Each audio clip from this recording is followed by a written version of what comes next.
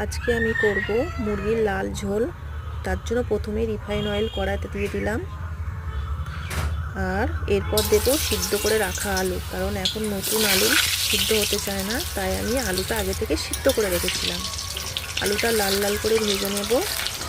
আলুটা আমার ভাজা হয়েই গেছে, এবার আমি আলুটা তুলে নেব।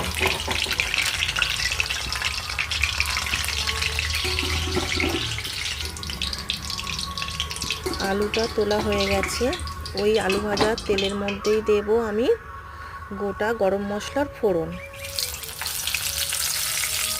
তারপর দিয়ে দিলাম কুচানো পেঁয়াজ। পেঁয়াজটা একটু হালকা করে ভেজে নেব আমি। হালকা ব্রাউন কালার হয়ে গেছে। এখন দিলাম আদা রসুন থেতো করে রেখেছিলাম সেটা।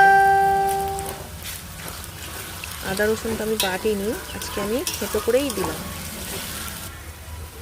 এখানে দিয়ে দিলাম লঙ্কা, হলুদ, জিরে, ধনে গুঁড়ো সব কিছু একটু জল দিয়ে মিক্স করে বাটির মধ্যে ওটাই দিয়ে দিয়েছি।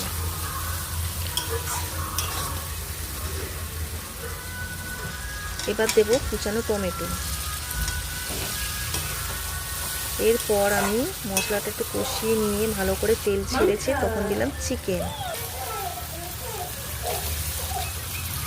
চিকেনটাকে ভালো করে কষিয়ে নিয়ে একটু ভালো করে কষাবো। তারপর দিয়ে দেব জল। আর তোমরা এরকমভাবে বাড়িতে রেডি করতে পারো মুরগির লাল ঝোল।